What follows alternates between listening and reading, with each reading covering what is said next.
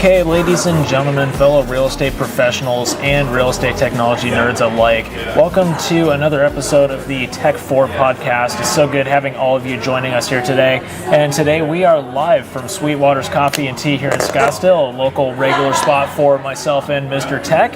And good today stuff. We are talking about what is going on in the real estate industry, who in the world does what, and how X, Y, and Z comes together. So without further ado, Jeff, would you like to take it away? Yeah, I appreciate it. So once again, welcome everybody to this episode.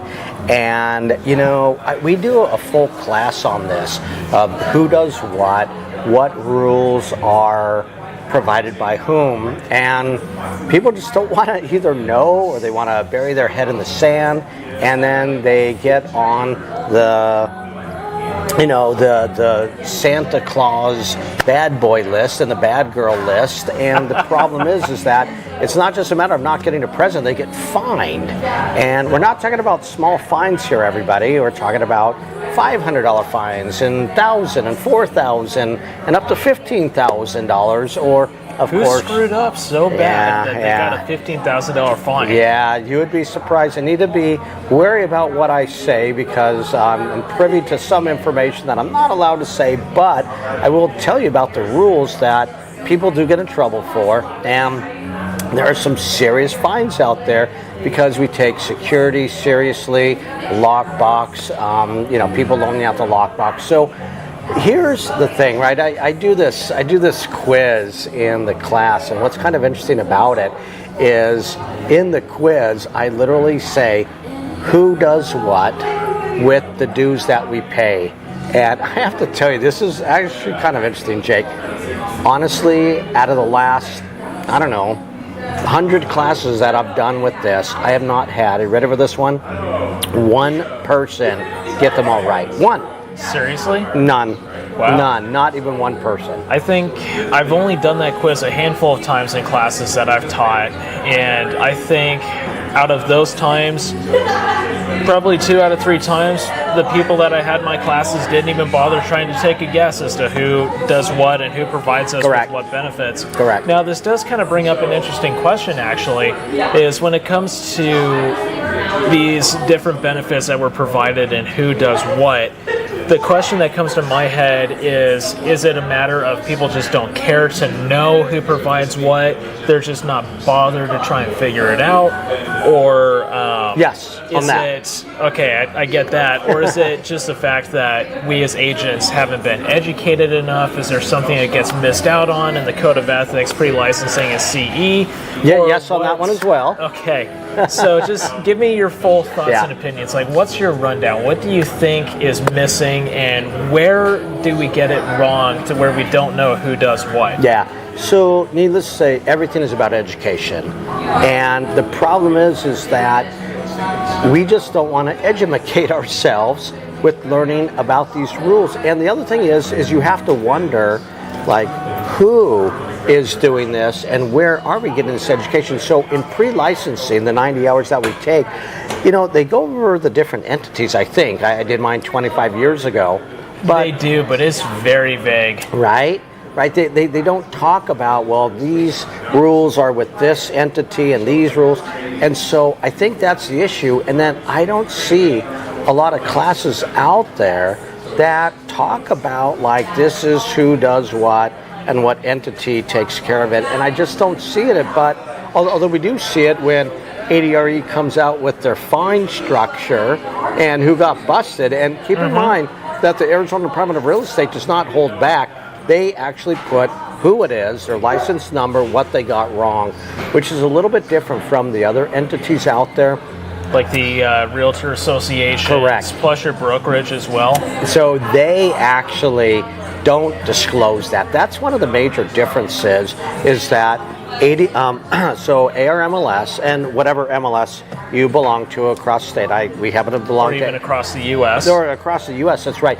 They don't disclose the name, so it's all confidential, which I actually have an issue with that. And I actually brought it up once because I was on the board, and I'm like, this needs to be public information because people need to know, not necessarily to shame them, although that is a big factor, but They wear the cone of shame. and believe me, that's actually huge, right? I mean, just to be shamed in your community, to say, oh my gosh, you actually did this, and you know what it comes down to is that is confidential information. So is breaking the code of ethics. You do that, you'll be, you know, you'll go in with the stat of being 1, 2, 3, 4, 5, but there's no names mentioned, which I disagree with that, but that's how it is. Okay. So, kind of diving into this a little bit more, I think the greatest confusion that we have, especially here in Arizona, I mean, I can see it all across the U.S., especially, like, I've been to California. I know their rules are kind of a mess out there. But we're talking about here in Arizona, right? You've got rules coming in from legislature, you've got the Arizona Administrative Code, the Arizona Revised Statutes, plus you have substantive policy statements coming from the ADRE, stuff that's buried in places that you don't even know how to find. Correct. Plus then you've got stuff coming in from the NAR, the Arizona Association of Realtors, your local Realtor Association, then you get to your brokerage and their policies and procedures manual. Like, let's break this down one tier at a time, and we can start wherever you want to, but I think the general public kind of needs to know what does what and where do these different rules come from. So let's first talk about it. So I have this beautiful, basically who does what from top to bottom sheet. Now, the pecking order. The pecking order is what I call it. And basically what it does is it talks about from everybody, meaning a licensee, all the way down, of course, to a realtor. Not that we're lower than that, but because we abide by a higher set of standards. But I just want to let you know, let's talk about this. So we do have the ARS, the Arizona Revised Statutes, right? So this is for everybody, and this controls, well, literally every law in the land of Arizona. And so regardless of whether you're a licensee or other. So these are major things. Talks about wholesalers, talks about the taxes that just went away from this year from rentals, right? So these are major things here. And then right underneath this are going to be, as you mentioned, the AAC, the Arizona Administrative Code, also known as the AAC once again. And what happens is that we have something called Title IV. So we got the Arizona Administrative Code, we got ARS at the top, we have AAC right beneath that, and then within the AAC we have the what's called the Title IV, not the Title IV, but Title IV, and it goes over all of the professions here in Arizona. So this is where it talks about hairstylists, doctors, nurses, different professions out there. One of them is going to be us as a real estate licensee. That chapter happens to be chapter 28, which, regardless of where you take your classes, I'm sure in about every class you take, you've heard R4 28 something, something, something. And that R4 stands for Title IV, chapter 28, hence the R4 28. And then, of course, within there, what page, what article we're talking about. Get all these different subsections going on. Correct. Which, by the way, guys, just to let you know, when we're talking about R428, when we're looking for all of our rules and regulations for putting together CE classes and licensing and all that, that stuff lives in there. You're looking for your advertising requirements. That's in R428, the whole 500 subsection. 502 more specifically.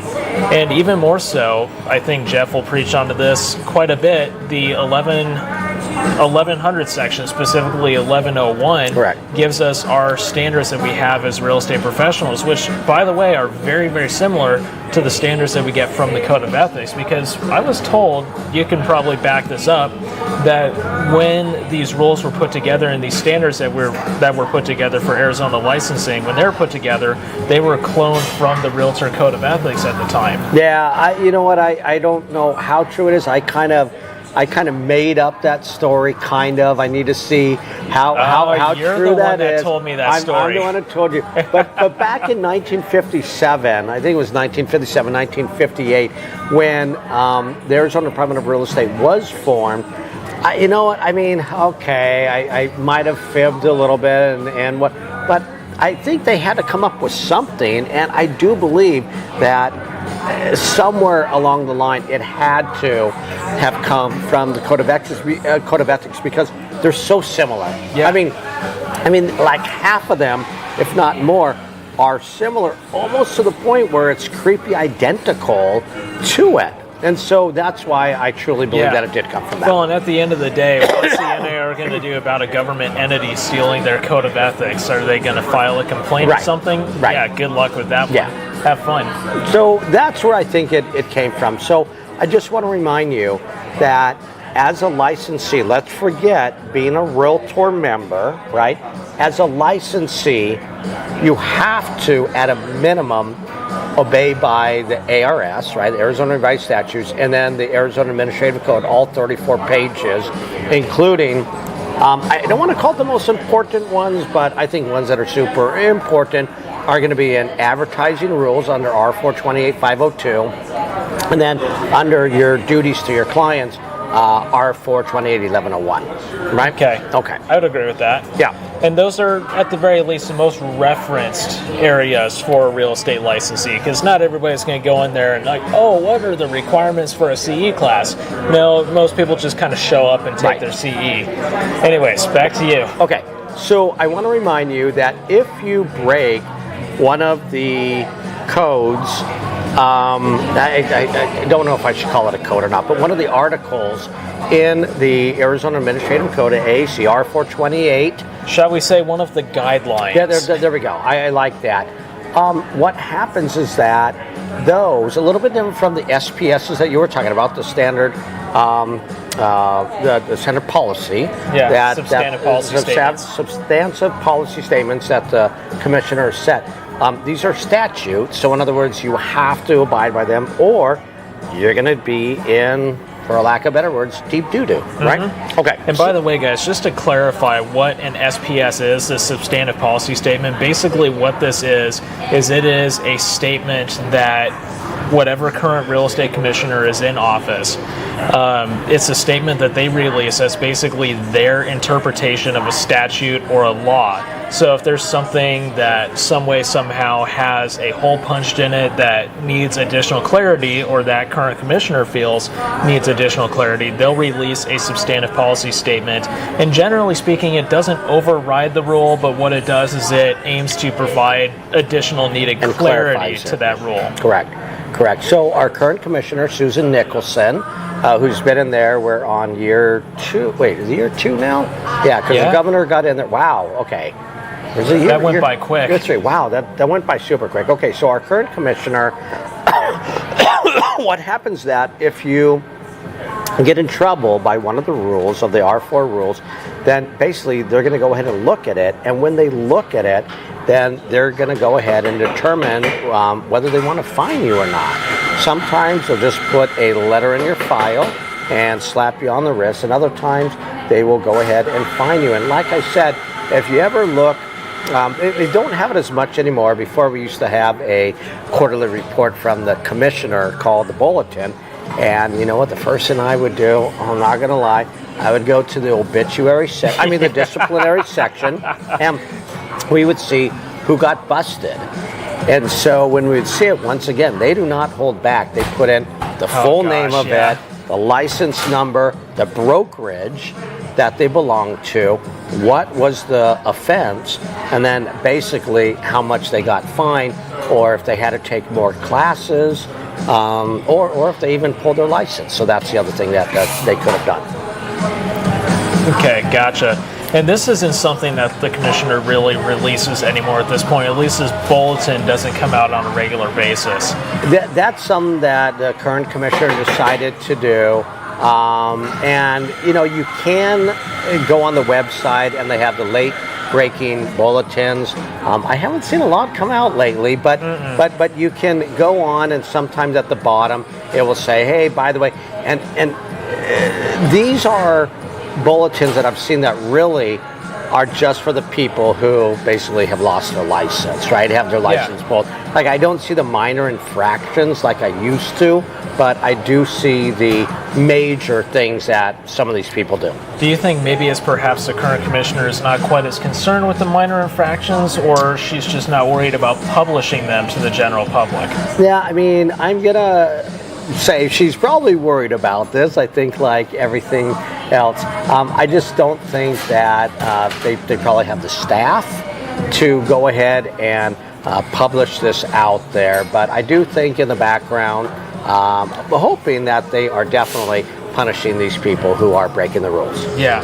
Well, and by the same token, I would imagine, I know they stopped doing the newsletter, but I would imagine if you have the staff to put this stuff on your website, it's not much harder to put that in an email. But anyways, guys, we are going down a huge sidetrack here.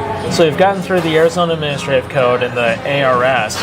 Now, the most confusing part, we know the laws that come from the state of Arizona, but what about the laws that come from these realtor associations or other associations of real estate out there? How in the world are they legally allowed to enforce anything on us? How are they allowed to fine us? How are they allowed to revoke our MLS access if we really screw up?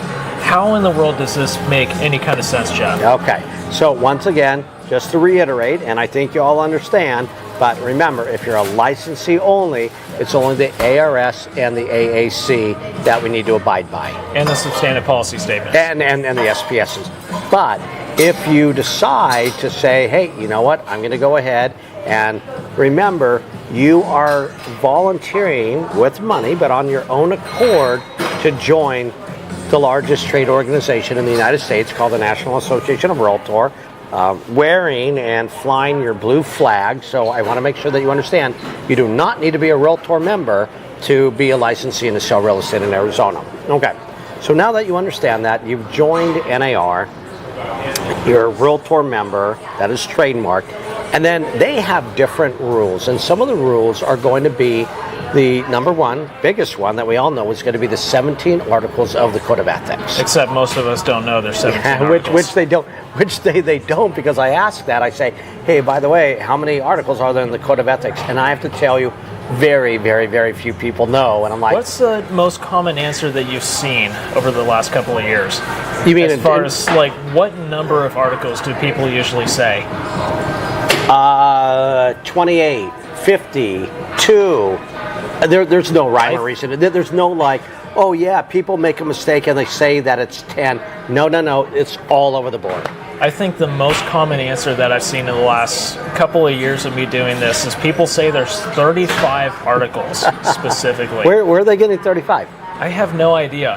And I know I'm going on a rabbit trail again, but I have to say this. When we're talking about the Code of Ethics that we're supposed to abide by as realtors, how can we tell people that we're abiding by the Code of Ethics if, number one, we don't know what the Code of Ethics are, and number two, we don't know how many different codes there are. Now, I'm not even going to dive into the different standards of practice, because even I don't have the number of standards of practice memorized. But the thing that really throws people off is when you ask them how many different sections there are to the Code of Ethics, which, by the way, there's only 3 of them. But anyways, getting back on track, how in the world are these rules enforced?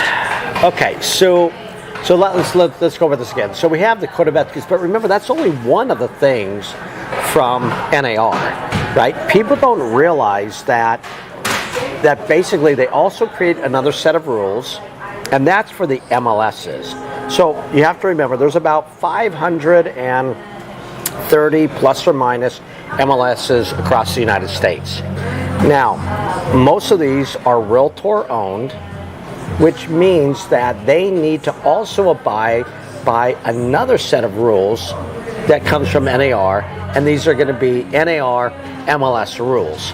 And these are going to be rules that pretty much should have the same number no matter which MLS you go to, but these are going to be things like, oh my gosh, let's see. Like Rule 8.0, the clear cooperation policy. 8.0 is a great example. Clear cooperation, which by the way might be going away. Okay, but so you have to remember, and by the way, if you don't know what clear cooperation is, please go Google it, okay? Or come take our class. Or come take our class, even better. And then you don't have to Google it, right? Dr. Google. But these are going to be rules that pretty much are throughout. So in other words, let's take, for example, 8.23, okay? So you can't put any sort of broker logo or advertise yourself within the MLS on the MLS photos. And remember, the only thing that changes from MLS to MLS is the finable offense. So for example, ARMLS, it happens to be $200 if you do that. In other MLSs, it's $25. It could be $2,000, right? Everybody is just a little bit different with the actual amount of fines. So NAR doesn't dictate the fines, they dictate the MLS rules, and then the fines are going to be up to the local MLS. It's the same thing when you break a code of ethics and somebody turns you in and you get in trouble for that. That's going to be up to the local association and your set of peers that determine what the offense is. So there's no set finable offense on that. It's going to be up to the local MLS. So the rules are set, the fines are not. Okay, that makes perfect sense.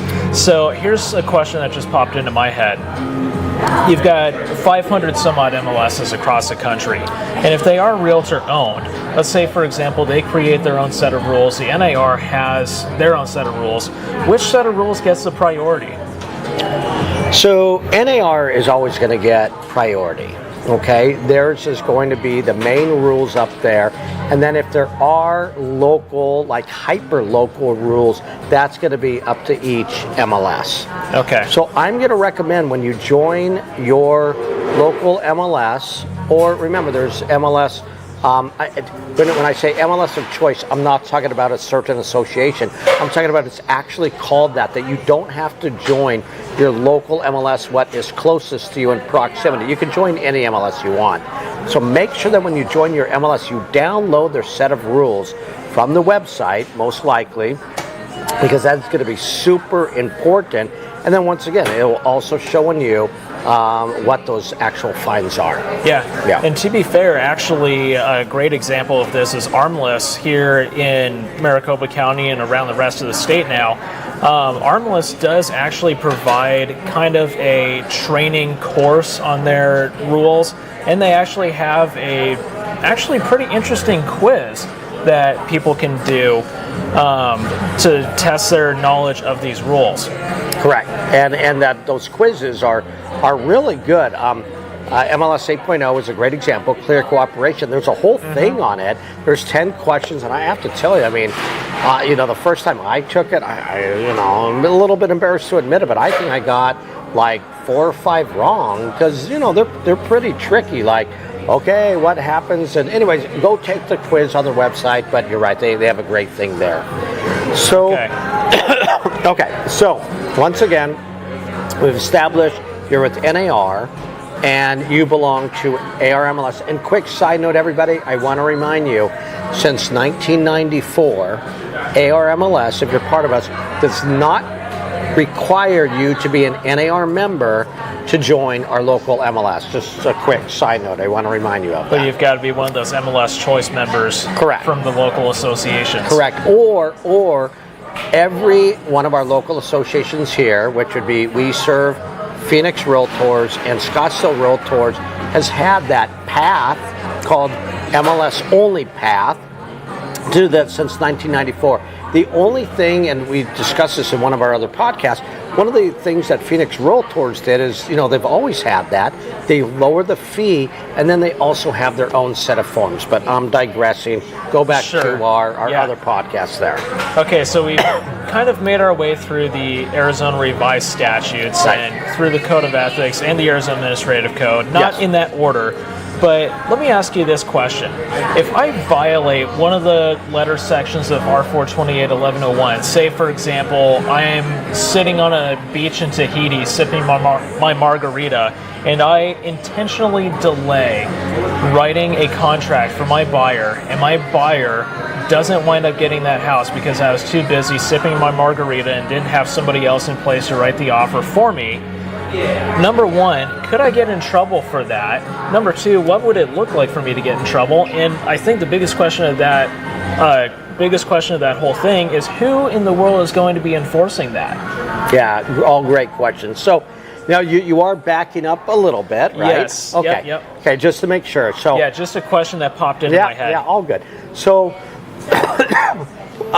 Okay, so in that case, purposely delaying the offering or anything that deals with an offer, whether you're the listing agent or the buyer's agent, right, to do it expeditiously, that would be under R428-1101. And so in that, basically, what would happen is that somebody would have to turn you in, okay?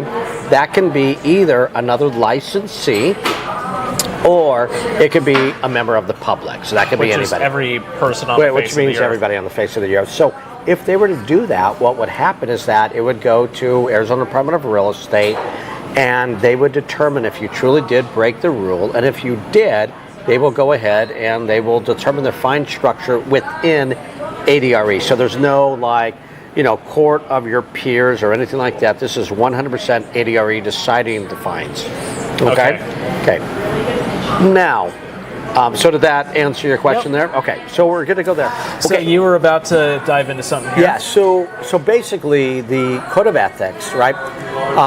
So what happens is that this can also, you can get in trouble from either a fellow realtor, licensee, or of course the general public, right? Wait, so if I'm a licensee and not a member of a realtor association, how can I turn somebody in for an ethics violation? Yeah, it's a really good question. So here's the thing. Remember, anybody can turn somebody in if you're a realtor, right? If you're a realtor member, anybody can turn you in, whether it be a licensee or the public. Okay. Okay, so what you need to understand is that you need to find out which board they belong to. Okay, so once again, let's talk about here in Arizona. I'm going to go on a bigger picture, right? So and here, a board is a local realtor association. Yep. So let's talk about this, right? There's 14 local associations here in Arizona, and there used to be 10 MLSs. Now there's 9 because SVVAR, Sedona Verde Valley Association of Realtors, actually joined ARMLS, so went from 10 to 9. So once again, we have 14 local associations. We have 9 MLSs, but nothing to do with the, at least what I'm talking about, nothing to do with the MLS. Those are the MLS rules. And then we got our Code of Ethics, 17 articles, and that has to do with the local association. Okay. Okay, so the local association in of itself does not actually have rules. They actually are there to enforce the rules. Got it. Okay. So NAR has the rules. Local association doesn't have its own rules, but they're there to enforce it. So in other words, if I get brought up on charges of NAR Article 15 because I bashed another realtor, right? So what happens is that somebody would look me up, they would find out which board, local board I belong to, and then they would turn me into my local board, not their local board. Okay, now, if it's a public, obviously they don't have a board, so obviously it would come to me regardless. So remember, you always go after which board they, the offender, belongs to, not And which board you belong to. How can I find that out? Yeah, there's a couple of different ways. So if you go into Flex MLS and you look up the actual participant, right, the MLS participant, and actually in there it will tell you exactly which board they belong to. Okay. Once again, right here in Maricopa County, it would either be Phoenix, Scottsdale, or We Serve. Okay. Yeah. Makes perfect sense. Okay. So once they do that, they would turn you in. Most of the local hold on, let me rephrase that. The 3 local associations here in Maricopa County, they pretty much, instead of making their own court system, for a lack of better words, they've given it to our state association. So it's really Arizona Realtors, previously known as Arizona Association of Realtors, and what they did is they have their court that basically takes care of We Serve, Phoenix, and Scottsdale. So you're really going, but technically you would really go to local association, but they've given that authority and power over to our state association. So you're going to get... We don't want to deal with it. You can have that. Yeah, exactly. Yeah, it's too much work. Here you go. So they have their own, people who have gone through training and are registered there. And so they're allowed to do that. And they're really quick, I have to tell you. Like, once you turn it in, I'm not joking, like the next day, you're pretty much going to get an email that says, oh, we found them yes, we agree they're guilty or they're not guilty, and whether they move forward or not. Now, the actual case, might not happen right away. It's going to take maybe a month or so, but the actual, whether they're guilty or not, it happens pretty gosh darn quick. So basically what they're going to do is they're going to review the complaint Correct. and try and pull all the details out of there they can. Correct. And generally speaking, two parts to this question. Usually, whenever somebody sends in a complaint, usually they have to make reference to whatever article the complainant thinks they violated, right? And then additionally to that, if somebody with the Realtor Association reviews that complaint and says, oh, the complainant thinks that they violated Article 1 and Article 12, but I also see violations of Article 14 and 15, for example, can they also tack on violations of those additional articles? Yeah, it's a good question. The answer is no. The violations have to come from, once again, somebody else, right? And when they do that, and even if they did find it, right, I mean, the state association, they look at it like, oh my gosh, but they also violated, they're not going to be able to tack it on because it can't come from them. It has to come from, once again, member of the public, which includes other licensed seasoned realtors. Okay.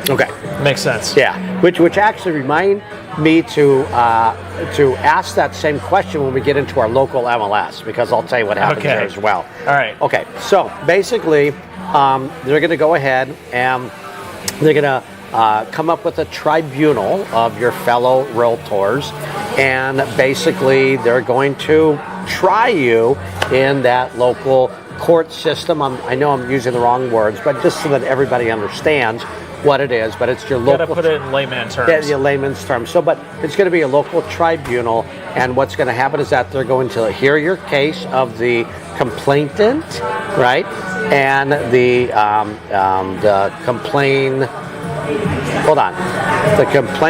and the defendant, right? Yes. Yeah. Okay. And anyways, once they do that, then they're going to determine, if they're wrong, and if they did something against the code of ethics, and whatever article that you're telling them that they broke. Now, you mentioned before, and I want to make sure that you understand that you can only bring up charges on the actual code of ethics. You cannot bring it up on the actual individual standards of practice, right? Okay. So, in other words, let's say it's Article 1, and it's 1.6 or 7 or whatever. You don't bring up on charges that it's on the article alone. Okay. So you're saying I can't write a complaint on one of the standards of practice? Correct. Correct. So what if I find somebody in violation of not necessarily Article 1 as a whole, but Standard Practice 1-1 specifically? How in the world would I write a complaint about that? Yeah. You would reference that, and you could reference it, but basically it would be against or for Article 1, and that's what it says in there, okay? And you could be brought up on multiple articles, because I've seen that one before. Is it possible to violate every article in the Code of Ethics at the same time? It's possible. I can't imagine.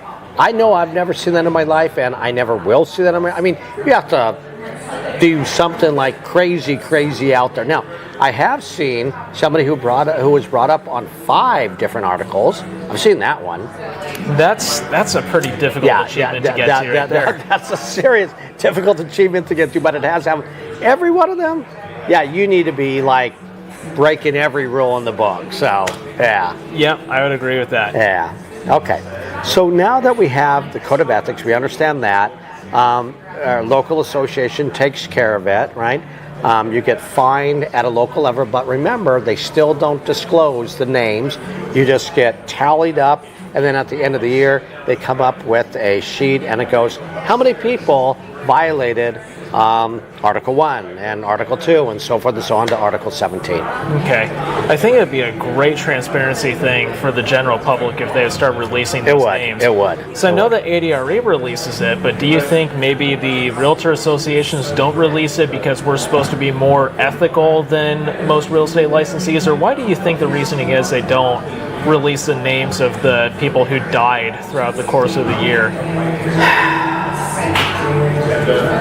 You know, honestly, truthfully, I don't know. I really, really don't know. I've asked this question to, and we haven't talked about it yet, but the local MLS. And I used to, once again, be on the board, and I've asked, like, why don't we release the names? And like, oh, we never have before. And I'm like, well, that's not a reason. And actually, I was told if the board of directors voted on it, then you can do it. And I'm like, I'm all in favor for that one. But honestly, let's have some fun with this. Let's have some fun. It's a great question. I don't know the answer. Like, I really don't know the answer to that one. I don't know. It just, to me personally, I look at that and it seems kind of like accountability is taking a little bit of a shot in the foot. Agreed. And like I said, it never hurts to shame, and I'm not trying to say this in a negative way, but you know what? I mean, shame means somebody actually goes a long ways, right? Yeah. I mean, like, oh my gosh, I don't want to be, everybody knows, my fellow peers, my fellow realtors, my fellow licensees know that I did this or that. So I don't know. I wouldn't be concerned about my fellow licensees. I'd be a lot more concerned about my clients. Yeah, and the clients, right, and looking at it. 100%. Great point. Great point. So Okay. now breaking into the MLSs and things like that, it actually also brings up another interesting thing that you and I don't really reference very much in our classes, just popped into my head. What about the rules that come from HUD? All the different fair housing rules that we get, where in the world do these come into play, especially being that the NAR has their own set of fair housing rules within the Code of Ethics? Wow, you're trying to stump me today, aren't you? So I'm going to tell you an interesting fact that most people don't know. Okay. All right.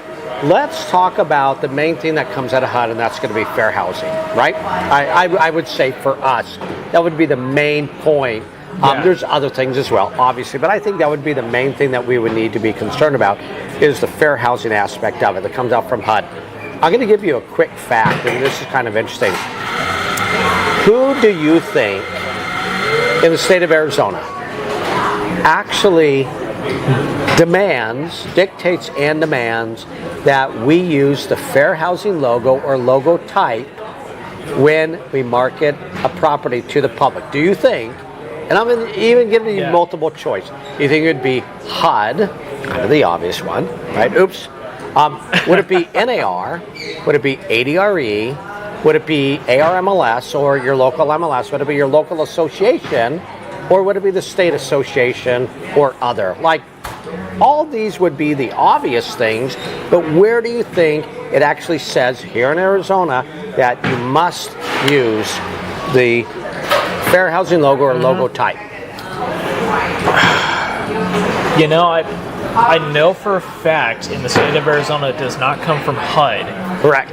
But I want to say I've seen something about it in the Arizona Administrative Code, but I'm not 100% sure who exactly enforces the equal housing logo. And that's sad because I'm an instructor. I should know this. All good. We're in a safe space, I think, right? Okay.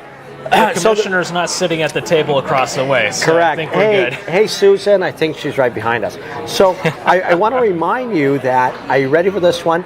It actually doesn't come from HUD, believe it or not. It doesn't come from anywhere in the AAC or the ARS or anything from NAR. Ready for this one? Who enforces this one? I know. This one is actually brought out by the Arizona Attorney General's office. That's right. Is that the craziest thing ever? Like, you would think that it would come out from HUD, the logical choice, right? And it would come out from NAR and all this other stuff. And don't take that the wrong way, everybody. Like, NAR, we're super serious about fair housing, which, quick side note, right? We absolutely should be. Right. But this year, I want to remind you, 2025 and moving forward, so we have to take the Code of Ethics triennially every 3 years, so 25, 26, 27, the end of 2027. But we also have something brand new, that's the fair housing from NAR as well. I'm not talking about the fair housing for the 3 hours that we have to take here in Arizona from ADRE, but it's fair housing from NAR. Now, we're going to go ahead and we're going to create a course that's going to combine the two, so you can do 1 3-hour fair housing and it will satisfy your ADRE plus your NAR credits. But anyways, I want to make sure that you understand from this year, you do have to get fair housing, okay? But the actual logo and logo type actually comes from the Attorney General's office. Interesting. Yeah. So the logo that we're using was not created by HUD, was it? Or was it? Yeah, okay. So it was created by HUD and the 7 protected classes, right? Yeah. And that in of itself, because Oh, remember... wait, no, HUD's got 9 protected classes. No, HUD has 7. No, the Code of Ethics has 7, HUD has 9. They also introduced marital status and sexual orientation to their protected classes. They did, but that's in sex. So let's make sure that we're talking on the same page, okay? Yep. So the actual fair housing logo comes from HUD. Okay. The fact that you have to use it to market as a licensee comes from the Arizona Attorney General's office. Okay. All right. Now, let's talk about this again. HUD has 7 protected classes. Okay. Then NAR came out with 2 extra protected classes, which is sexual identity and gender identity and sexual orientation. Yeah, I got those mixed up. So, sexual orientation, gender identity. Now, to be fair to what you just said, there's still 7 within HUD, but in the first one, which is sex, HUD has included that it's going to be sexual. Okay, so they still have 7, but then there's 2 extra ones, but they're already included in there. Does that make sense? Yep. Okay, so 7 and 2, so there's 9 total, but those 2 extra also are included in sex from HUD. So really, NAR doesn't really need to go over the extra 2 because they're already included in there as of fairly recently, right? Okay, so because of that, the answer is, if you ever go to our fair housing class, the answer is there's 7 from HUD, 2 from NAR, but those 2 are really in the HUD. Okay. Makes perfect sense. Okay, good. So now that we understand that, Attorney General's office, you already got that one, and then I forgot your other question. But I guess we go to MLS if not. Yeah, I got scrolled there as well. Yeah, so let's jump into the MLS. Just in the interest of time, let's definitely got it. Okay, so remember, remember that these rules that each MLS has to follow, Realtor-owned MLS has to follow, which, by the way, ARMLS is a Realtor-owned MLS, from the 3 shareholders, which are going to be We Serve, Phoenix, and Scottsdale, back from 1984 or 82. Gosh darn it, I used to know that off the top of my head. Jeff has officially achieved nerd status. Yes, nerd status, right. So anyways, so what happened is that we need to abide by those rules. Now, once again, those rules come from NAR, the majority of them. The majority already have a number attached to it, like 8.0, 8.23, and so forth. 8.25 is a new one that shows our showing agreement that we have to have that. But then again, each fine structure is going to be based on each of the MLSs. Once again, if you put in a commission, although we call it compensation, but if you put any number mentioning compensation or commission, for example, or even the term compensation or commission. Correct. And by the way, the term can even be used in a non-derogatory way. Let me give you an example. I read over this, and if you say, by the way, there's an application fee for this rental of $350. And if you put in there, because it's happened, the $350 is not a commission or compensation. Somebody actually put that in there. And guess what? They got in trouble. Which is actually mind-blowing, because you would think that would be, like, I know there's breaking the rule, there's complying with the rule. You would think this would be the opposite side. Correct. But remember, even though they're really not doing anything wrong, because they're saying this is not a commission or compensation, but the fact that you just use that word alone, guess what? $500 fine. I mean, usually these days, as of August of last year, anytime you put anytime you have anything that mentions compensation or commissions, usually has to be 2 clicks away from the MLS is the general rule. 2 clicks away. And you can pretty much put it anywhere. Like you can put it on your social media pages or anything, as long as it's at least 2 clicks away from Correct. the MLS. Correct. Or not even clickable from the MLS. That'd correct. be As better. long as it's not clickable, and remember, don't mention bananas and don't mention apples because that's also a finable offense. But here it's $500. Guess how much it is in different MLSs in California? Oh gosh, knowing how California is, I'm going to take a shot in the dark and say at least $2,000. Wow, that's pretty good. It is. It's $2,000. Oh, what a shot. Yeah, yay, Jake. So I want to let you know they're super serious about this rule because of obviously the class action lawsuits that we are involved in. So I just want to remind you that these things are real and make sure you don't do that. So once again, most of these rules come from NAR, but the actual amounts that are charged is going to be based on each MLS, which, by the way, please go into the rules of your local MLS and just find out. Because once again, let's talk about what we first talked about. Ready? MLS 8.0, $500 a day. Remember, if you if you market a property to the public, and that means a sign in the front yard, and not putting on MLS, remember, there's lots of rules around that. You have 1 business day to get it in the MLS. Correct. One business day, not 24 hours. It's 1 business day. So remember, Friday, Saturday, Sunday, and if MLK Day was yesterday, so in other words, that would be the 3rd day. And I also want to remind you that if you and remember, coming soon would actually satisfy that requirement. Okay. So, and there's other things as well. And with coming soon, you've got, 30 days to market in the MLS before you have to go active? And then it automatically goes active whether you like it or not. So that's $500 a day. So if you market a property and you don't put it in MLS for 7 days, well, guess what? It's a $3,500 fine, right? I mean, it's pretty gosh darn expensive. So you need to look at these rules. By the way, that $15,000 fine that I was talking about, if I, or anybody, right, if you loan out your lockbox key, and let me explain to you what I mean by that. Not your Supra blue lockbox that you put on the door, the bib, or whatever. I'm talking about my actual key. So I give you my phone. It's like you give somebody your phone or the login to the app. Correct. And if I do that, I'm like, hey Jeff, I left my phone at home. I need to show this. Here you go. And if you do that, even though they're on the same team as you, we both work for ABC Realty. I want to let you know, up to a $15,000 fine. So I can't just give my unlicensed assistant or my showing agent access to my Supra account. Don't do that. Okay. Well, you can, but then be prepared to, Yeah, if you get caught. That's a major thing to note about not only these rules, but every other rules. I'm not going to be that guy, but the rules really only hurt you if you get caught. Not to say you should go breaking them, but they only hurt you if they get caught. Well, you would be surprised because let me tell you something.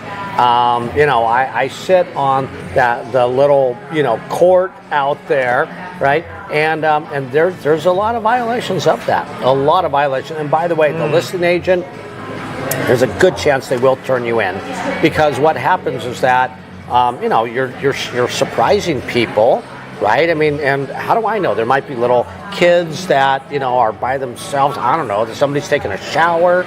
Somebody has a gun, right? And they're not expecting anybody. Well, guess what? Oh gosh. Forget about a fine, right? Because it's happened. You might before. be getting a medical bill at the end of the day. You might be getting a medical bill. So I'm telling you, we take safety seriously, and violating that is a no-no, everybody. So I just want to let you know that one. Okay. So in our last couple of minutes, I do want to bring up one other thing. The individual brokerages, arguably one of the lowest positions on the totem pole of the different, the pecking order that we have of real estate rules. Where in the world do brokerage policy and procedure manuals fit into this? And is there really anything that a policy and procedure manual can tighten up on that the other state and NAR rules don't really tighten up on? Yeah, so it's a good question. So you always need to look at your broker policy manual, and some of them is, and this is a great one that I'm just thinking off the top of my head. So let's talk about limited representation or dual agency. Okay, it's legal in Arizona. It's not legal in every state, but here in Arizona it is. There are some brokers out there who say, no way, we do not want dual agency in our brokerage. And they could say, so it's not allowed. And, I'm kind of always wondering about that, because you have to remember, we're both with ABC Realty, and whether I know you or not doesn't even make a difference. But remember, if you, as a buyer's agent, show my listing, obviously I'm the listing agent, and we're in the same brokerage, you have to remember that's considered dual agency. And that is a good thing to point out, because dual agency doesn't necessarily mean that I'm representing the buyer and the seller in the transaction. Correct. It's anybody who's under the same designated broker at the same brokerage, because really when people hire you, you learn this in the agency law CE class, when they hire you, they're hiring your designated broker, and your designated broker is hiring you to act as the sales agent in that transaction. You know what, a lot of people still don't understand this, and as Jake just explained to you, remember, those buyers are not yours. Those sellers are not yours. They are owned by the designated broker. By the DB, everybody. So you need to understand that. And if the DB says, hey, by the way, you're on that, Caribbean beach drinking your margarita and he didn't kill anybody, they can literally say, hey, by the way, we're taking away your listing, we're taking away your buyer, and we're just going to sign it to somebody else because you're not here. Yeah, they can absolutely do that. But anyways, back to the policy and procedure manual. Do you really feel like, never mind, I'll let you answer the question. Where do you think this fits within all the different rules out there? Do you think it's the lowest of the low, and I know we shouldn't ignore it, but how important is that P&P manual really at the end of the day? Well, you have to remember, the manual always has to take everything we just discussed as first and foremost, right? So in other words, you can't have something in your manual that goes against those NAR policies, the AAC policy, all that other stuff we just discussed. It can't go against that. So that's going to be important. And by the way, that actually got us in trouble, not to go down this route, but you have to remember, in Gary Keller's manual, right? And by the way, KW, great brokerage, all that other stuff. But he actually talked about commission and what our standard commission is and stuff like that. That got us in a deep doo-doo, and they brought that up in court. They go, here, this is from your page of the manual that you need to go ahead and do that. And by the way, here's your price fixing charges, folks. and that's exactly what happens. So I want to make sure that you understand how important these things are, because they can be brought up in court, which it was. That's one of the reasons why we lost the case. Other reasons, but that's at least one of them. Okay, makes perfect sense. Okay. So in closing, Jeff, do you have anything else that you want to add to this particular episode? I think that we pretty much discussed who does what rules are going to be broken, if they are. Here's what I want to tell you as a last thing. Please go look at this. Take our classes, everybody. Who does what? Go, Dr. Google it, Dr. Bing it, whatever you want, whatever search engine. But please go look this up, because I'm telling you, people call me and they're like, Jeff, I just got a $2,000 fine. I can't believe it. Can they really do this? Yeah. Yeah, and the answer is yes, and yes, because you agreed to it when you joined NAR, when you have your license, so yes, the answer is yes. I think the other thing that a lot of people ask pretty commonly is, when these fines come along, is there any way I can get out of paying this money? And the answer a lot of the times is probably going to be no. Well, kind of, because you always get your defense, okay? And that's with almost all of them. Even ADRE, although ADRE is a little bit different, a little bit trickier, but the other ones, they do give you the ability to go ahead and fight it. Sometimes, actually most of the time, you're going to have to pay money and to fight it. And once you do that, if you're totally in the clear, a lot of times the tribunals, they'll actually possibly give you that money back as well. So, yeah. Well, we'll do another episode on how to fight your fines and charges and stuff. We'll save that for down the road. Yeah. But anyways, guys, with that, I do want to say thank you for joining us for today's episode of the Tech 4 podcast. It's been absolutely great having you guys, and we look forward to having you for our future episodes and for continuing education classes as well. We'll see you all in the next episode. See you later.